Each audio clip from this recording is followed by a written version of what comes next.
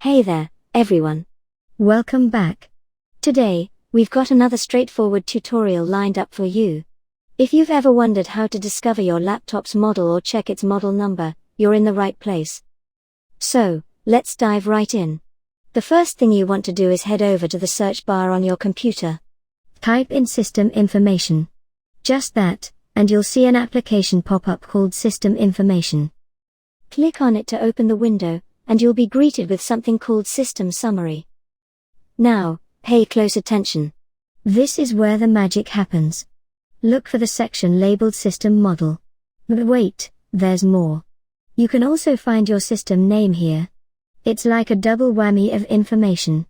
Plus, if you scroll a bit, you might stumble upon other details, like the system time, architecture, and processor. So, in a nutshell, that's how you uncover the mysteries of your laptop's inner workings. If you found this video helpful, do us a solid, hit that subscribe button, and thanks a bunch for tuning in. Until next time, happy exploring.